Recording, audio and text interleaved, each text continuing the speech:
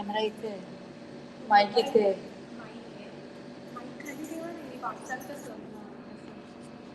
मी ना I'm just gone. My hand now.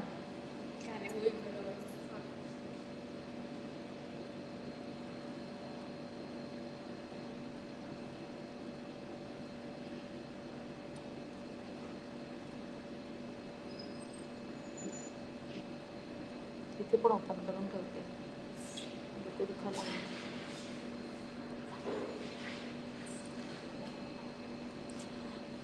A very good morning. Good morning. And a warm welcome to all of you. I, Mrs. Sonal Sawan, Assistant Professor in Department of Information Technology, on behalf of Chikitsak Samuhas, Sir Sitaram and Lady Shantabai Patkar College of Arts and Science and Patkar-Varde College of Commerce and Economics would like to welcome you all for the RUSA-sponsored intercollegiate webinar on Indian Knowledge System in Information Technology. Before starting the seminar, I would like to give you brief introduction of our college and department. Our college was established in 1964. The college has various aided and self-financed courses at the undergraduate and postgraduate levels, along with diploma and certification courses. We are autonomous college affiliated to University of Mumbai. We are proud to mention that our college has received several awards. We at the Department of Information Technology and Computer Science conduct many workshops, seminars, and conferences at university, state, national, and international levels for students, teachers, and industry professionals and researchers. I would like to note the presence of Chief Coordinator of the Faculty of Technology and Coordinator of Information Technology Department, Mrs. Namrata Kavai Shinde, Coordinator of Computer Science Department, Mrs. Karishma Jain, Co-Coordinator of IT Department, Mr. Chayan Bhattacharya ji, and Dr. Janvi Rao. I also take an opportunity to welcome all the faculty members of the Department of Information Technology and Computer Science. Before beginning the session, let me introduce all of you to our today's speaker, Dr. Sudhakar Agarkar. He is presently working as professor and dean at DPM's Academy of International Education and Research, Thane. After a long career in science and mathematics education at the Homi Bhabha Center for Science Education, currently Tata Institute of Fundamental Research, Mumbai, he retired on 30 June 2013.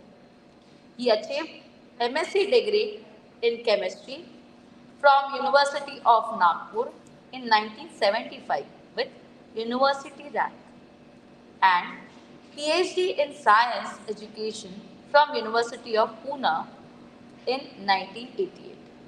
Over the past 4 decades, he has made his name in field of science and mathematics education. Presently, he engages himself in understanding a rich Indian heritage in science and mathematics and spreading the awareness about it amongst students, teachers, and parents. Dr. Agarkar has very varied professional experience of planning, implementation, and evaluation of educational projects. Dr. Agarkar has conducted pioneer research in the field of science and mathematics education. Some of the areas of his researches are instructional strategies, use of technology in education, teacher professional development, etc. He has a vast contribution toward society like education of social deprived students, spreading the awareness about Indian heritage, in service training of teachers and teacher educators. He also he is also a life member of Marathi Vigyan Parishad. Dr. Agarkar has received many awards and distinctions since his college days. He has published more than 100 technical papers in reputed peer reviewed national and international journals. He has contributed to a series of several books on for students who are weak in mathematics. Dr. Agarkar has initiated a startup company named EDU 360, Knowledge Solutions Private Limited. Recently, they have launched a mobile app named Arius that enables students to experience science concepts through augmented reality in an interactive mode. Sir, we are pleased to have you amongst us. With this, I would request Dr. Sudhakar Agarkar to take over the session. Over to you, sir. Namaste to everyone. Thank you, Sonal Madam, for a nice introduction. I'm sorry we are delayed due to some technical problem, but I think the interaction would be fruitful now. Can you please show my PPT so that I can Yes, start sir. Yes, sir. Just a immediately? minute. See, today's topic that I have chosen is Indian knowledge system in information technology. Now, both these terms are known to us.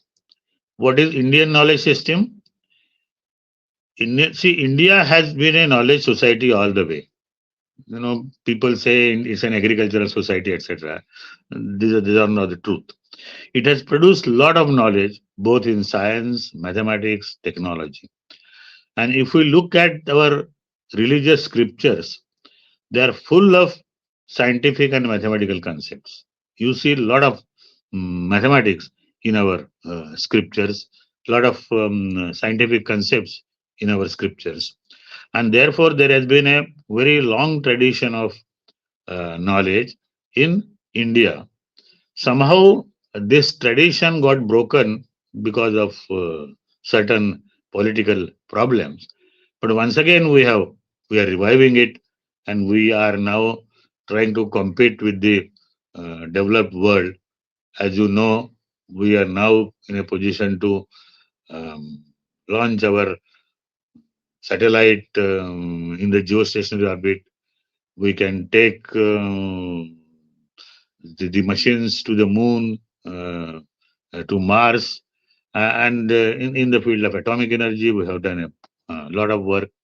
And one finds that the slowness of knowledge growth that was there in the early period has been reactivated. If you look at the earlier uh, period, it starts many years ago, and I will be referring to some of those. So that is regarding what I call Indian knowledge system. Now, coming to information technology, you know what is information technology? Information technology is that technology which produces, distributes, and make available information very easily. For example, the channel that we are using now is an outcome of information technology. You are sitting at your places. I am sitting in my own house, and we can communicate with each other without any problem. In fact, Corona pandemic gave a boost to this. Can you please show my PPT, please? Sonal madam? Sonal madam, my PPT, Yes, sir. please. Just a Okay. minute, sir. Okay. No. So the what I was trying to tell you is the pandemic has given a boost to this mode of interaction. Earlier, there was a problem. There used to be some, breakage of connection. There used to be limitation of how many members can join, how many minutes you can use it. All that has now changed. Now, as when we were students, if we had to find any new information, we had to go to the library, which was, of course, open for a certain time span. And there we had to find a book, read it, take notes, come home, and reread it and understand it.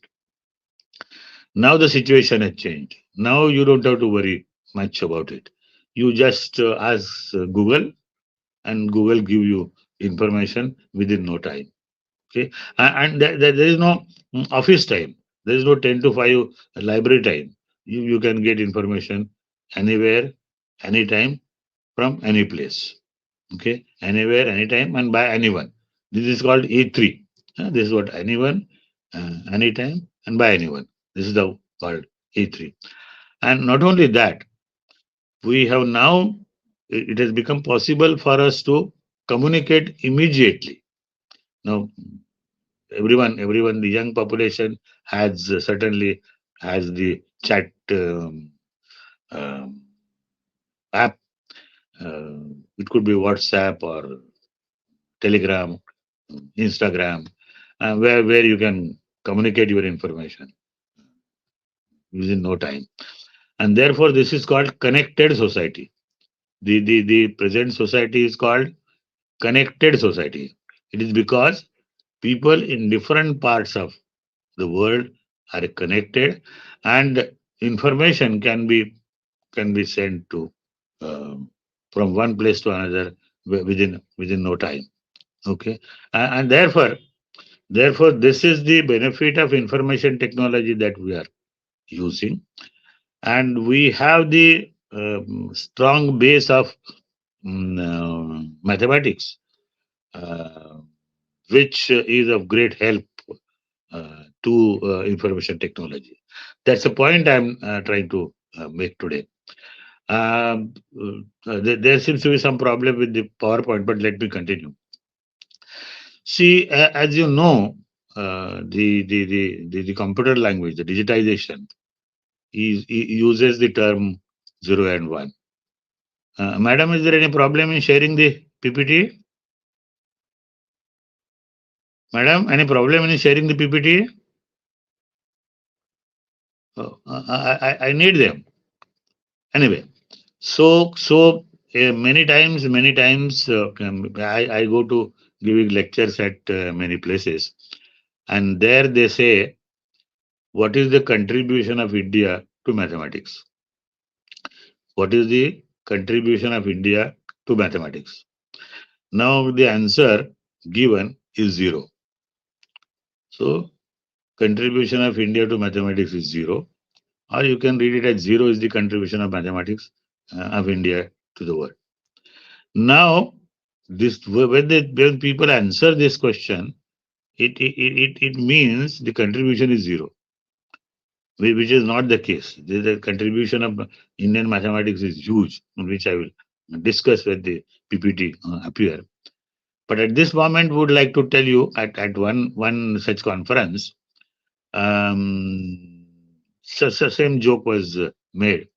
So I told them, okay, even if you agree that zero is the contribution by India and nothing else, without zero, where would your uh, where your uh, computer be? Where your digital technology be? This is the okay. So my introduction has already been done, and now I am coming to my second slide. What I am trying to tell you is that Earlier, human beings were living in caves, living in forests. They had no houses, nothing to eat regularly. Whenever they wanted, they um, should go to hunting and etc. etc.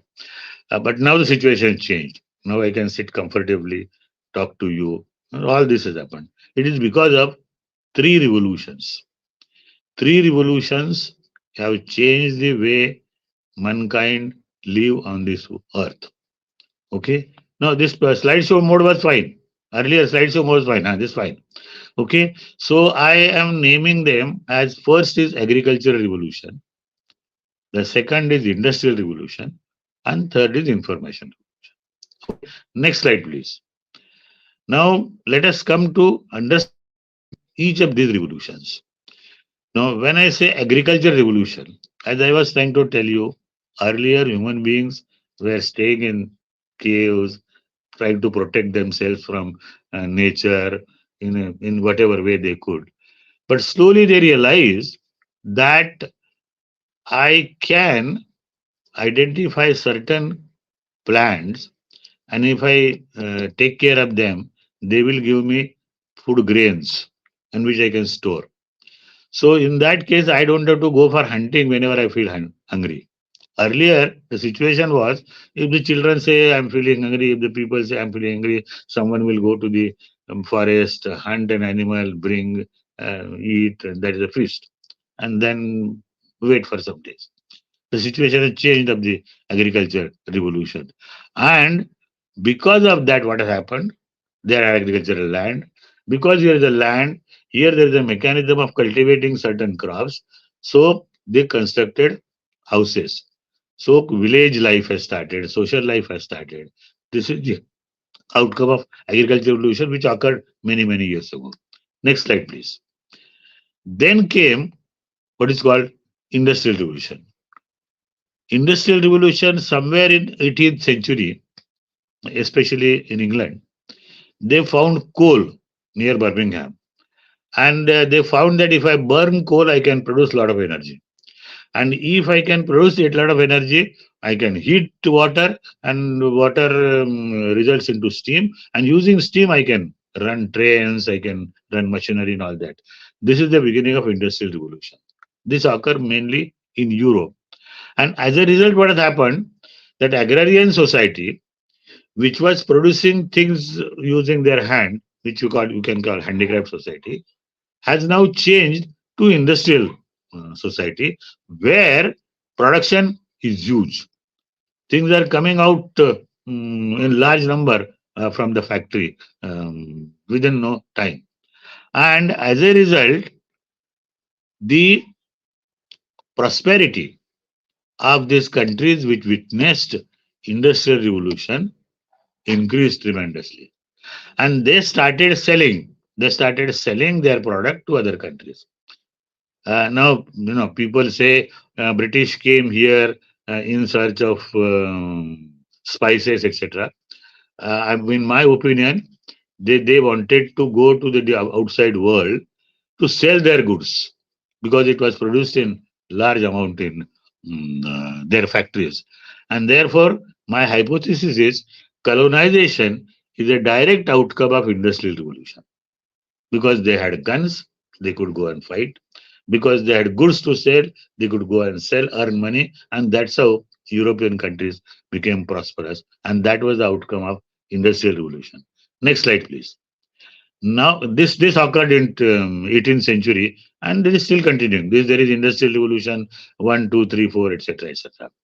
Now, we come to information revolution.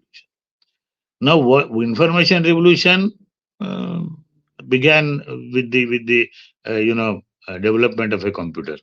You might be knowing when the laptop was made, people say who is going to do desktop was made. People criticize who is going to use desktop. Now everyone has a desktop or a laptop in the house. So it has changed the entire way we communicate.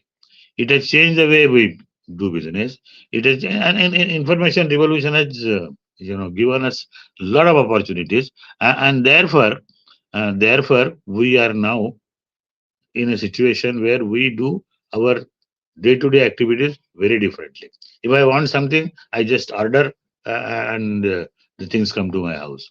If I want to go from one place to another, I just book a taxi. The taxi comes to my house. I go there, whatever, and I don't have to even show the route. It is shown by Google to the driver, and whatever the amount comes on the screen, I have to pay. Things have changed a lot. This is information revolution. Now, we are now trying to understand mm, what is Indian contribution to information revolution. Uh, Next slide, please. Now, the information technology. Next slide, please. Information technology has mm, what is called um, four important components. One important component is digitization. Second important component is programming. Third important component is storage of the information. And the fourth important component is sharing. Someone else might do it differently, but this is what I am trying to do and trying to understand how things go. Okay, so here we are trying to understand in each of these how Indian knowledge system has contributed. Next slide, please. Now, let us take first digitization. Digitization, as you know, is done using just two digits. Digit is 0 and 1. Everyone is aware of that. 0 and 1. Other numbers are not used. 0, 1, and 000, 100, etc. etc. Now, as I was trying to tell you, 0 is the contribution of India to the world. Now, 0 doesn't have a value as such, but it changes the value of the digit which comes before it. If I write 0 after 1, it becomes 10. If I write two zeros after 1, it becomes 100. Okay. If I write 0 previously, then the value doesn't change. But 0 has a capacity uh, to change the value.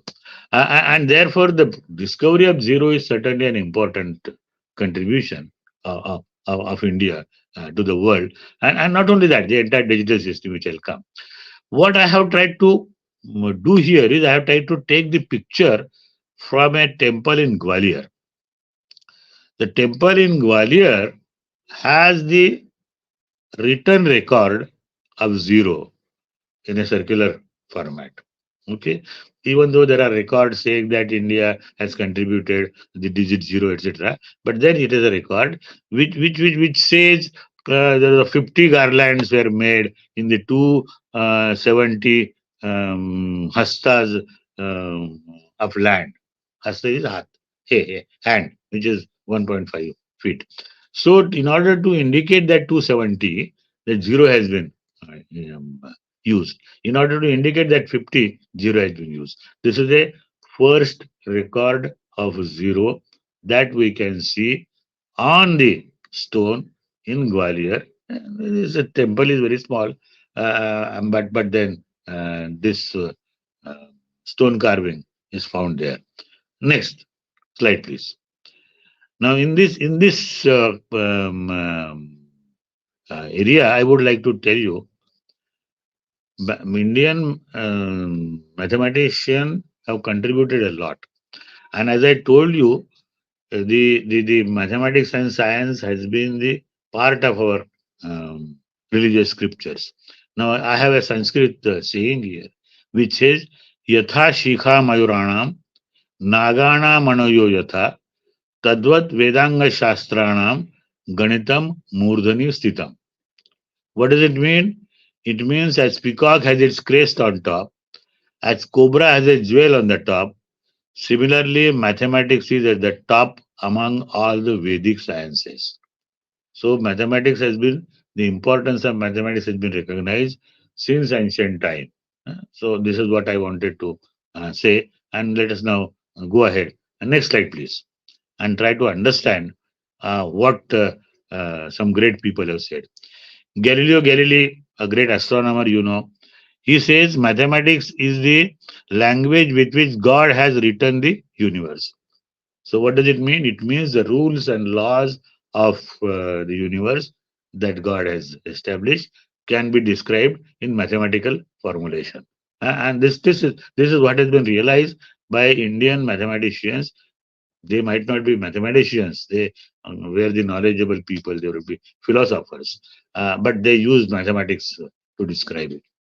Even the great Einstein, the person who gave theory of relativity, who say we owe a lot to the Indians, which gave us the number system, without which not much worthwhile research could have been done in science. This is what he says. He's not just praising.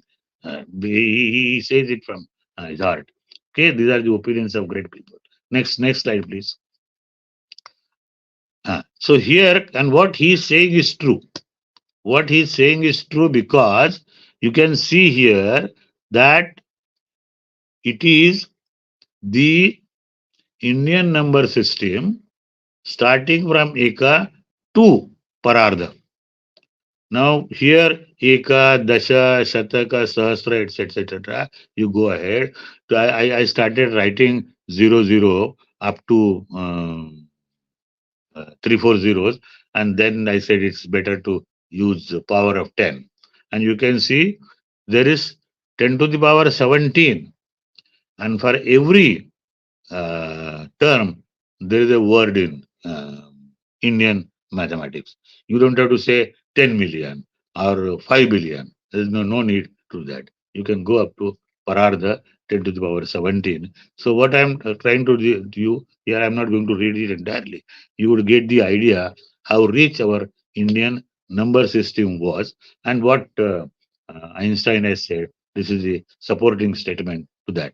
Next slide, please. Okay. So, tradition of mathematics, I would like to tell you. The tradition of mathematics started. I got interested in this science and mathematics in the ancient India after my retirement from Tata Institute of Fundamental Research in 2013. And when I started reading, I found that there is a treasure of knowledge in this. And I started from Bhaskaracharya, and then went behind, and finally I landed at Shulva Sutras. Shulva is thread. Shulva means thread. So using the thread, how different formulae can be made. So there is a Bodhayan Shulva Sutra, there is a Katyan Shulva Sutra, and this Bodhayan Shulva Sutra gives what is called Pythagoras theorem. What he says is, suppose I have a rectangle, and suppose I take the length of a diagonal. The length of a diagonal, the square of the length of diagonal is equal to the sum of squares of other two sides, which makes this triangle. So, not in the format that Pythagoras said. They also gave Pythagorean triplet. So you can see such a great depth of knowledge in those. Then we have Pingala. These are all before Christian era, BC. Then Pingala, who was Chanda Shastra, the person he gave what is called Meru Prastha, which we now call um, by other name in the uh, modern time. Then we come to Katyayana, uh, Aryabhatta, and this sequence continues where you find that the mathematics, the journey of mathematics continued in the previous in the era before Christian era. Next, please. I would go a little fast on this because I am just trying to show you how the tradition continued from the past. I am now giving you examples after uh, Christian era. Aryabhatta, is a very famous man who um, um, gave us a lot of information about the movement of celestial bodies. And an important contribution is he told us when the eclipses will occur. Now you can understand, since he could calculate the time of eclipse, which means he knew that the earth is rotating around the sun and the moon is rotating around the earth. When three come in the line, then only the eclipse occurs. You know, this statement was made in Europe somewhere in 15th, 16th century, and people had to suffer. Galileo Galilei had to suffer for saying that it is not the sun, but it is the earth that is moving. Now, this was known to us uh, in the 5th century AD itself. Then we have Varahami here, who has contributed a lot in the field of trigonometry and other religions. Then we have Brahmagupta, and people say it is he that started using zero in his writing to begin with. Uh, Possibly there could be earlier, but then record shows it was he who started. He wrote Brahmasputa Siddhanta, which has lot of useful mathematics, like stacking of the bracts, storing of food grains, etc. What is called applied mathematics. And next slide, please. I'm just going fast on this because I want to tell you that there has been a long tradition. Then Mahavira Acharya in 9th century, he was a Jain mathematician, and he also contributed a lot. When it comes to discussing the ancient Indian mathematics, I will be focusing more on that. But here I'm now going little fast, and then I'm coming to Bhaskaracharya. In between, there was Bhaskara 1. Bhaskaracharya, 12th century, is called Bhaskara 2. And therefore, I'm coming to Bhaskaracharya and saying that he was head of astronomic unit in Ujjain, and he contributed a lot. And if you have some opportunity, there is a place called Patna Devi near Chalisgaon, where Bhaskaracharya's statue is still erected there. Is available. You can see it. So, and it was erected by his grandson. So then there is Kerala mathematics, and then there is finally I come to Ramanujan, uh, a great mathematician, uh, an intuitive mathematics. He did a lot of work in uh,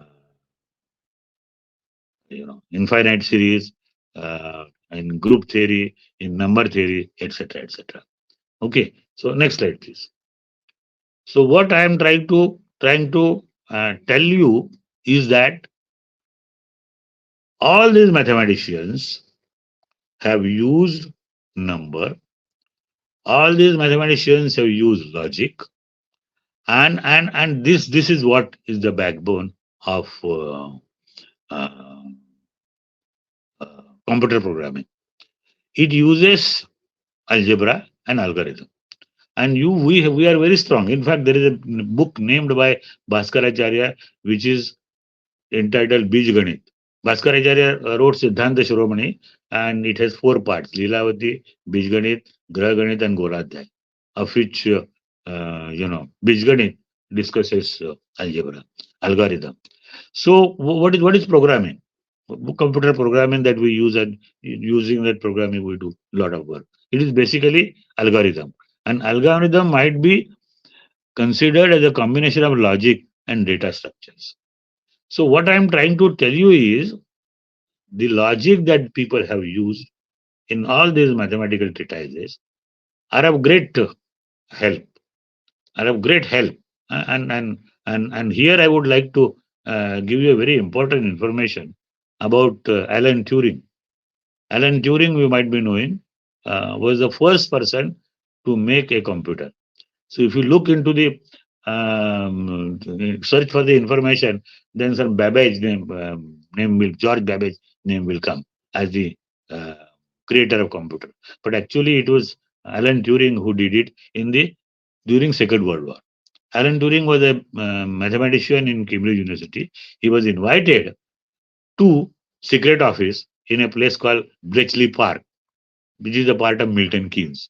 I am so confident because I was staying in Milton Keynes. I was a visiting professor in England. So my stay was in Milton Keynes. I have personally visited this. So what has happened is he made the first um, computer which was called Bombay, and this was to decode the messages given by Hitler to his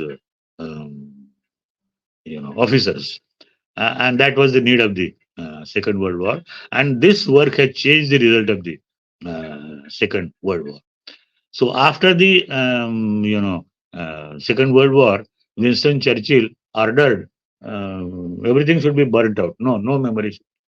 So the original Bombay machine that was made by Alan Turing was burnt out, and then people who were working there, using their memory and some experience, this has been recreated. This is a replica of the Bombay made by Alan Turing.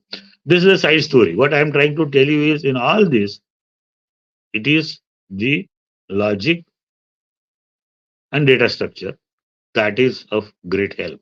Okay, and I would like to tell you that Indian logic has been of great help in this. Next slide, please. Okay, so what I was trying to do is I typed Indian logic in Google box, and I got a lot of information. So when I went to Wikipedia, I could get this information. What I have done is I have just taken that two paragraphs from the Wikipedia and just pasted it here.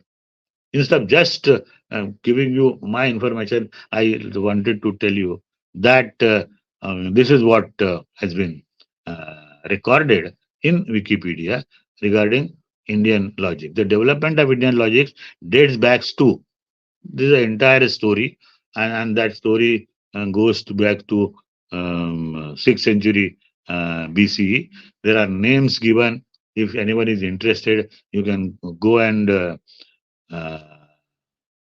you can go and find out what they worked, etc., etc. One important point that clicks to me here: the Panini's grammar is also a uh, logical statement.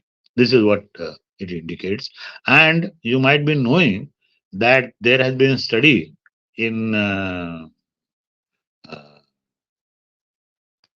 computer offices like IBM and other offices to find out what is the most suitable language for computer. And they found that Sanskrit is the most suitable language for the computer.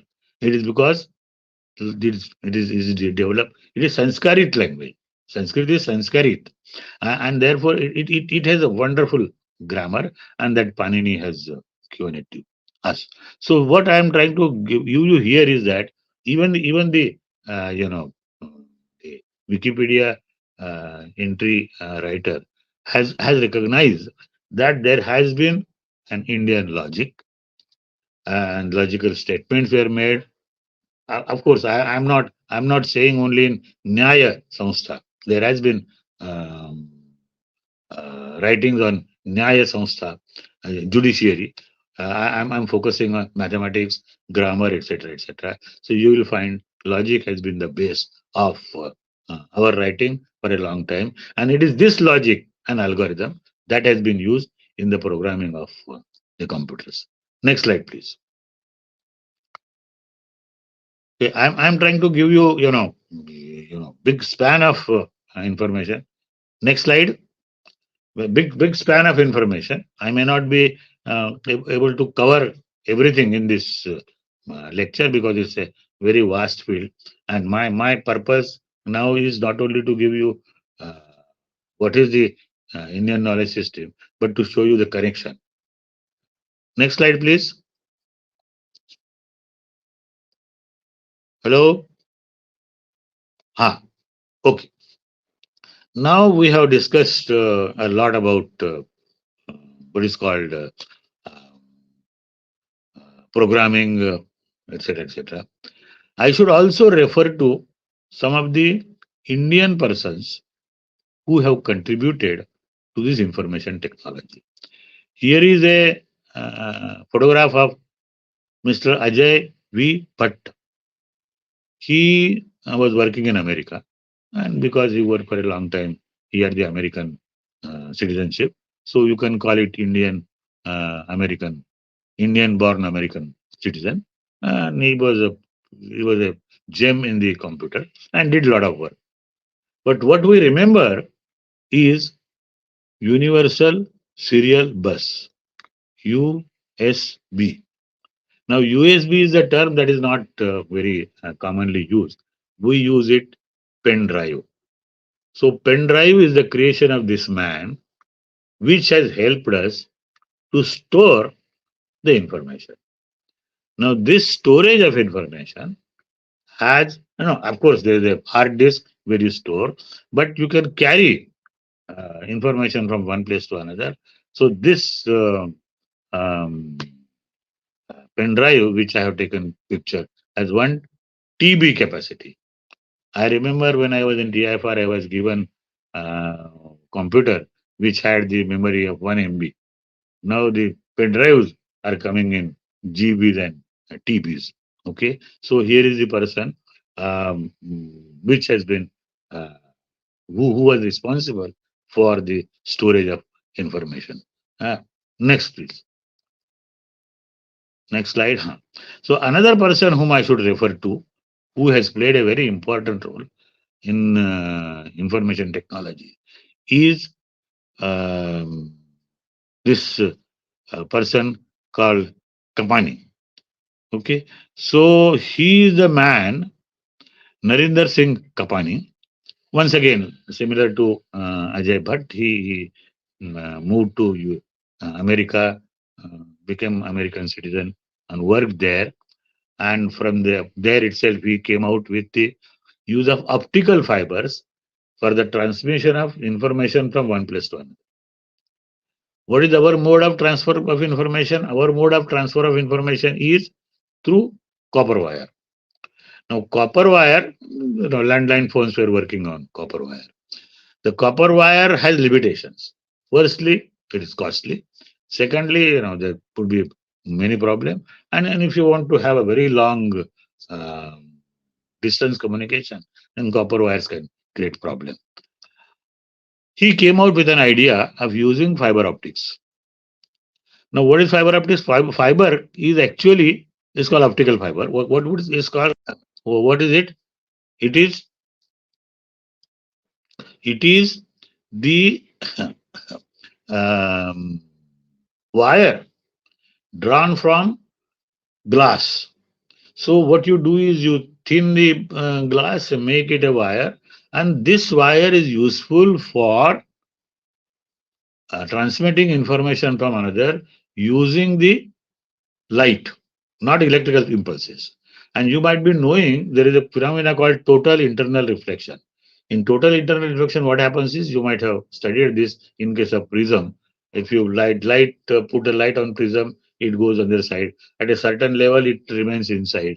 So, using this phenomena of total internal reflection, what is done is this light signals are put into wire, and that through a large number of total internal reflection goes from one place to another, and the communication is very fast. And not only communication is very fast, and the data speed is very high, and you can have a large number of cables put together. Here I have shown the picture of Narinder Singh Kapani, and here I have also shown the you know um, uh, optical fiber cable. And you might be aware that in India we have a large network of optical fiber cable. In many of the cases, earlier, copper wires have been removed and they have replaced it by um, optical fiber cables. Okay, next please. So this is useful for sharing of information. I would like to refer to another man, once again the similar, because of the opportunities in USA, many people have migrated there, but they have contributed a lot. Here is Sabir Bhatia, and I am sure you might be aware of this name. He is the person who started Hotmail. So, and what he did is information will remain at the website. The sender should access the website, the receiver should access the website. So it's called web-based Hotmail. And many of you might be knowing, all the older people. This was done in 1996 on 4th July, which is the Independence Day for uh, USA. and they say, I want to have independence from all other uh, problems. So he came out with this idea, and many people started communicating using Hotmail. My first email address was Hotmail address. Many of the people of my age still continue with the Hotmail. Of course, now it is renamed as Outlook, and it has been acquired by Microsoft. The Sabir Bhatia is not the owner of uh, Outlook or Hotmail now, but it began the facility and it continues. And once email correspondence has started, sending information from one place to another, it become very fast. Let me give you my personal example. Mahatma Gandhi went to England for studies somewhere uh, in the last decade of 19th century. It took many days for him to communicate to his house that I have reached safely. I went to England about 100 years ago in the last decade of 20th century. For me, it took few hours. Of course, I had to find out telephone from where I could make an international call and give us. My son, when he went after about 10 years, there was no need for him to look for a telephone or send a telegram. He could just send a message from the free email facility available on Ethro. So this is what in the email have changed, and the person responsible for this an Indian man. Now next, please. Next slide. Now I have referred to three persons who were Indian by birth, worked in USA, and contributed a lot to information technology. Now I am going to refer to a person who was Indian, worked in India, and contributed a lot to wireless communication. And his name is Jagdish Chandra Bose. Now, here I have found out a picture of Jagdish Chandra Bose when he made a presentation at the Royal Society in London somewhere in 1897, in the last decade of uh, 19th century. And he demonstrated that by pressing a button here, I can light a bulb which is a distance away from me without any connection of wire. So, which means it was a wireless communication. And after, there's a very interesting story that is told that after his presentation, one newspaper reporter came and asked him that, your research seems to have a big industrial potential. Are you thinking of starting any industry? He said, I'm not interested in industry. This knowledge which I have created is available to everyone, and whoever wants to use can use. And Marconi was the person who used it later. But let me focus first on Jagdish Chandra Bose. Next slide, please. Jagdish Chandra Bose was certainly a genius. Actually, he should have been given Nobel Prize for his work. Not only he worked in electromagnetic waves in wireless, he also worked in uh, botany. Showed that even plants have uh, can give signals. Plants have emotions. So Jagdish Chandra Bose had his education in uh, London. He had his DSc from University of London, came back to India in 1885 and joined the Presidency College. And there he was a very popular teacher, of course, and he has wonderful students like Meghnad Saha and Satyendranath Bose, etc. And electromagnetic radiation was a new field at that time, but he said he would like to pursue that. I would also like to tell you, when he was in London, most of his friends advised him not to go back to India because he said, India it doesn't provide you facilities for research. So don't go. You stay here and continue research. He said, no, I want to go back to India and start a research culture in India, and that is that too in the frontier area. So keeping those words, he started in frontier area, and in 1894, he first demonstrated in a lecture at the Presidency College that By pushing a button, I can explode the explosive kept in the laboratory. That was the first demonstration. And once he published a paper, he was invited by Royal Society um, uh, in London, where he presented this, and uh, it had changed the picture. Next slide, please. It had changed the picture because it gave rise to radio. Marconi was the person who was one of the members who attended this seminar. He had a long discussion with Jagdish Chandra Bose in London, tried to understand how it is, and Marconi came out with uh, radio transmission.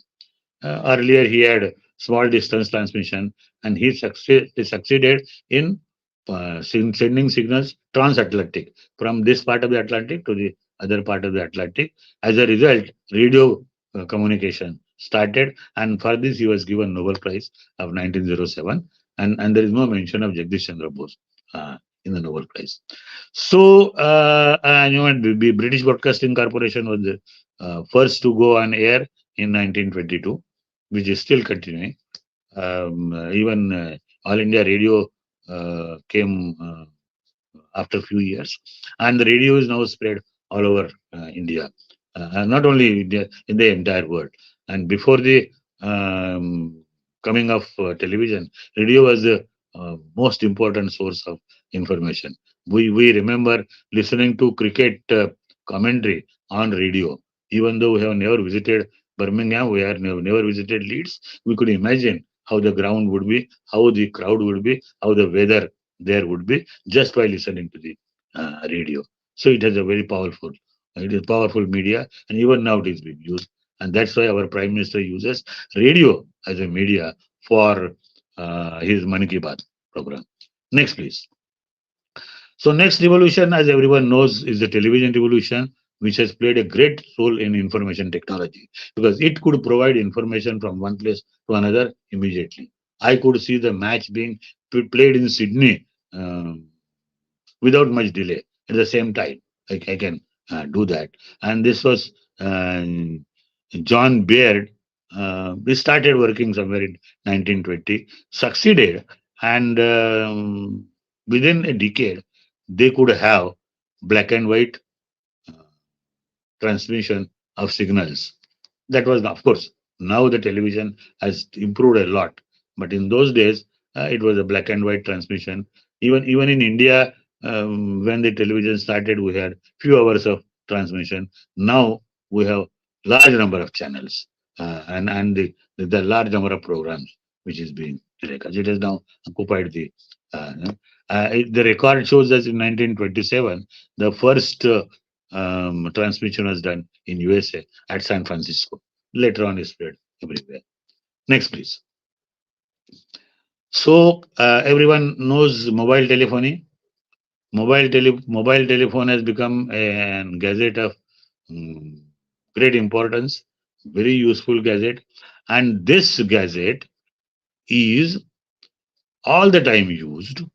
Now people, even they are crossing the road, they are holding the mobile phone, or otherwise they are listening, reading the messages on that.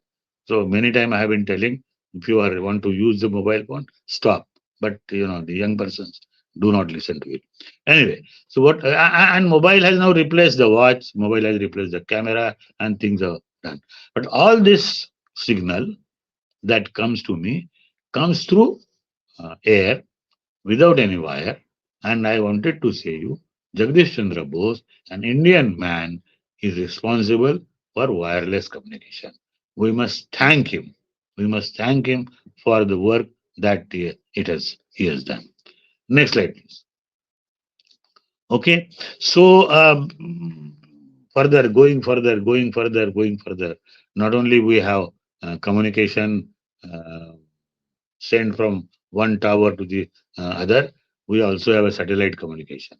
There are satellite phones also, and a lot of information. In fact, why we could have so many channels on television? It is because the transmission is done through INSAT, and that INSAT provides a service, and as a result, we have become what is called global village. And most important thing is geostationary orbit. The INSAT is a geostationary orbit which remains all the time on India, and therefore it does weather forecasting, it does remote sensing, and it does telecommunication.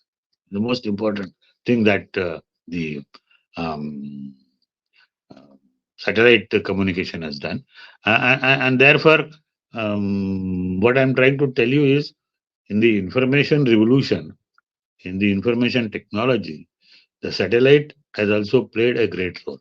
Now, we are kept aware of what is happening regarding weather. If there is any disease on the plant, um, the satellite will inform you. If there is any mishap occurring somewhere, the satellite will inform you. We are very much dependent on satellite, and that communication has revolutionized. Next, please.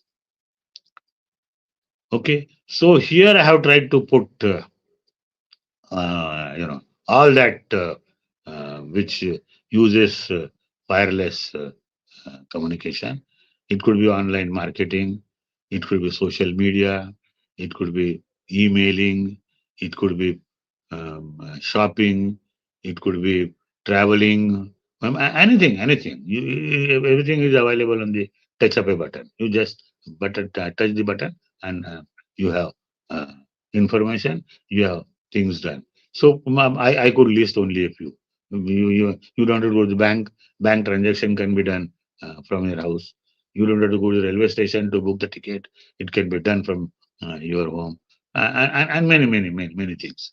So wireless communication is it. Why I'm giving you all this, because it is one idea of Jagdish Chandra Bose that has revolutionized the entire communication system, and therefore we must go to it. Next slide, please.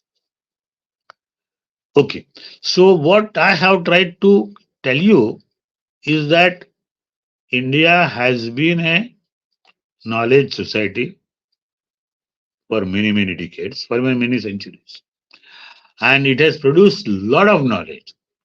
Some of this is available in written form, some is not available because Bhaktiar Khilji burned the library of Naranda uh, somewhere in the beginning of 13th century, and we have lost a large number of manuscripts on that. But even then, there are large number of manuscripts available. If you try to look into that, you will find there's a treasure of knowledge, and this treasure of knowledge is the base for development. I was reading an article, the Boolean algebra, which is used in computer programming. What is the base for it? The base for is Indian logic. And this is what is in a written format. One of the researcher has commented on this. So not only zero or the number system, the logic system, the entire logic that is used in computer is the gift of uh, India to the world, and therefore Indian science, Indian knowledge system, Indian mathematics has been at the base of this. So we call it present society as what is called connected society. It is because mm, everyone is connected to each other through either mm, mass media or through uh, social media, etc., etc. And as I told you, it has changed the way we do things differently. And Indians and Indian knowledge has been of great help in this. So, unfortunately, I would like to make a record. I told you, industrial revolution gave a boost to economy to the countries that has witnessed industrial revolution, and that boost has enabled them to go and conquer other countries. Why could Britain rule so many countries at a time? It is because of the industrial revolution. And not only that, their universities help industrial revolution. Here you might like to know that Cambridge University was the first to start what is called Science Park. What is Science Park? Science Park is a place where industrialists and scientists come together. Scientists will share his or her own idea with an industrialist, and industrialist will, you know, then put it into application and put it into production. And this production ultimately leads to economic growth. And there has been a cooperation of industry and uh, university that has resulted into development. And as I was trying to, as I said in the beginning, that it is the industrial revolution that resulted into colonization. If there was no industrial revolution, people would have not dared to leave their country and go outside. You imagine, where is England, where is India, and where are other African countries like South Africa? They could go because the transport system was improved. They had something to sell, and variety of things as a industrial revolution. And in fact, schooling that we are now experiencing is also an outcome of industrial revolution, because industrial revolution has resulted have wanted demanded people of different calibers, and in order to provide people to this type of factories, this new school system has to be started. Now, what I have been saying, I am in the field of education. What I have been saying is that the present education system is has been developed to provide manpower to industrial society. The present education system is not suitable for providing manpower to information revolution, the information society. And therefore, we have to rethink. We have to rethink. Variety of people have changed, have how to leave their job. I remember some of my people were telegraphists earlier. Now no one says telegraph. There's no need of telegraphist in the post and telegraph office. So you will find the large number of jobs will disappear, but new one will come. And when new one will come, you need to be prepared to face that. And therefore, our education system has to be modified in such a way that we prepare manpower to take the benefit of information revolution. And there are efforts done at many places, but then it needs to be done on a larger scale. Fortunately, national education policy has been adopted in 2020. There has been a corona pandemic, so we could not implement it. Now people are trying to uh, implement it uh, slowly at different parts of the education system, starting from school, colleges, etc. Interdisciplinary education would be the hallmark of new education policy. And what here I have said, that unfortunately we have missed the industrial revolution, and therefore we have to become slaves. So I would like to appeal people that we should not miss the information revolution. Fortunately, we are good at it. Fortunately, we are good at it. We are good at mathematics. I would like to share one of my interesting experience that I had in Chicago.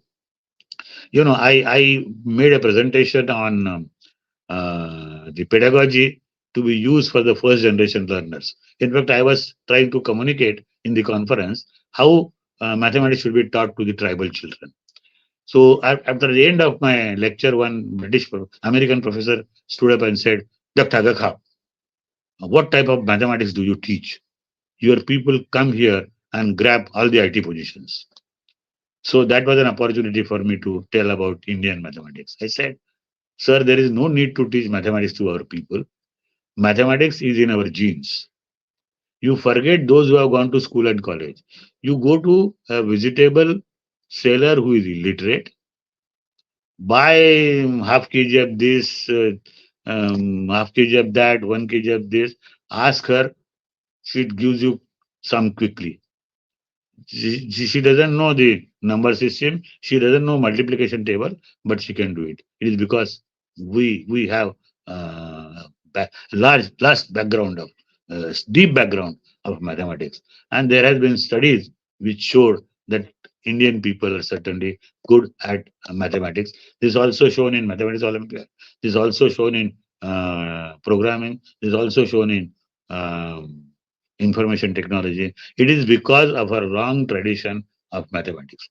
So I could not connect every point to Indian knowledge system, but I have tried to give you a gist of information, some signal saying that whatever is being done at the information technology has the deep roots in Indian knowledge system. So last slide, please. So thank you very much for your patient listening. I'm sorry for the delay. I think I have tried to do my work as best as possible. It would have been better if we could meet face to face. That gives feedback immediately. But anyway, since we have this facility given to us through information technology, we have used it, and I'm sure it benefited to you. There are a lot of unconnected things that I have left. There are many aspects that I could not clarify much, but I am sure you would be encouraged to find out more information and go ahead in this area. So thank you very much. I take your leave. But before that, if you have any question, I would be happy to answer them.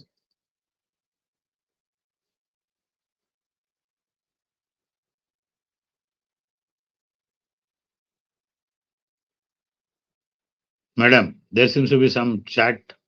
Should I go for that?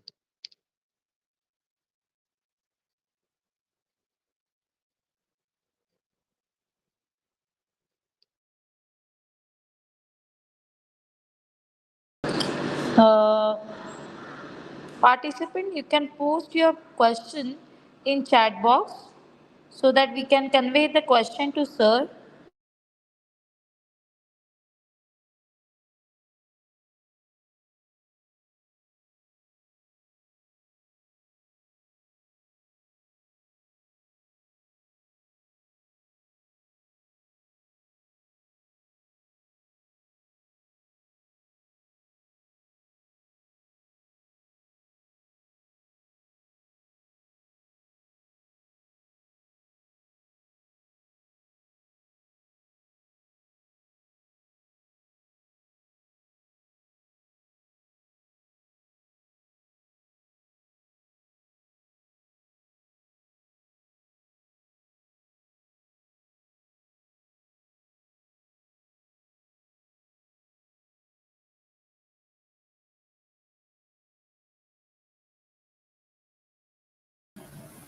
Hello, students. Please post questions if you have any doubts.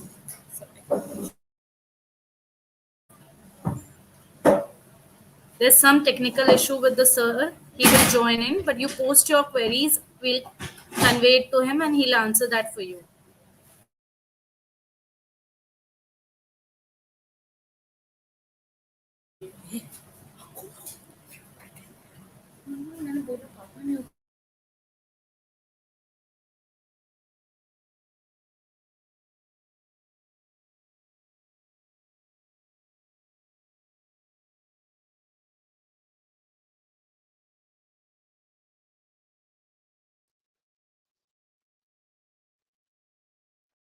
Hello.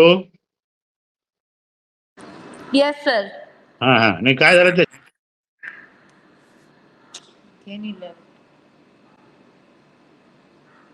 कोणाचे काही प्रश्न आहेत का?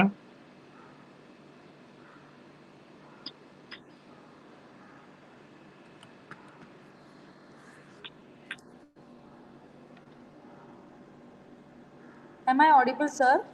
या, या. Okay.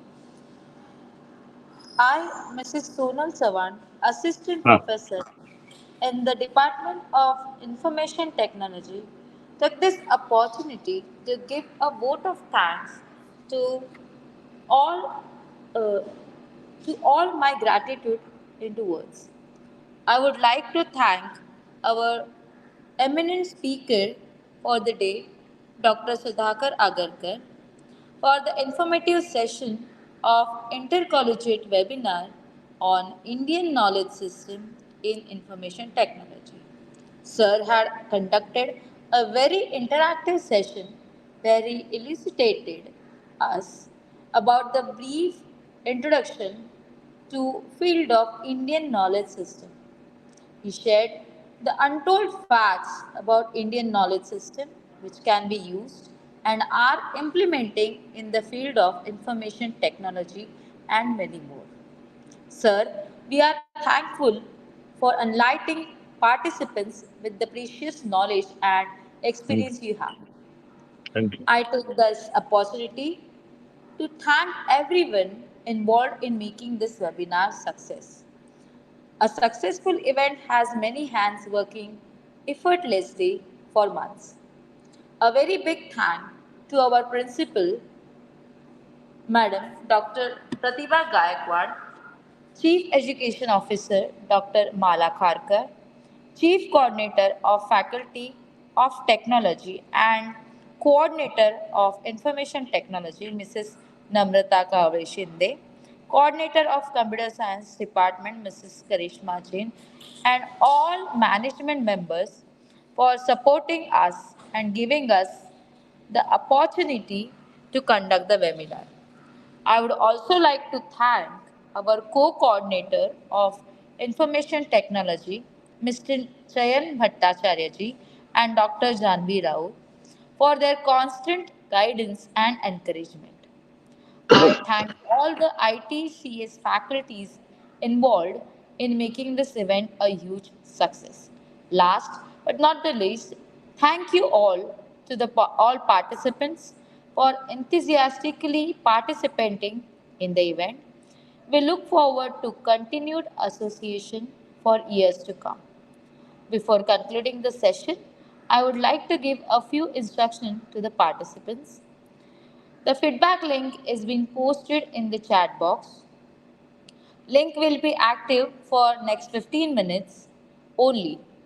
So please give your valuable feedback. Participants who have attended webinar will receive e-certificates on your respective mail IDs within 4 to 5 days. With this, I conclude the session. Thank you once again. Good day, stay safe, stay connected, and keep learning. Thank you. I'll just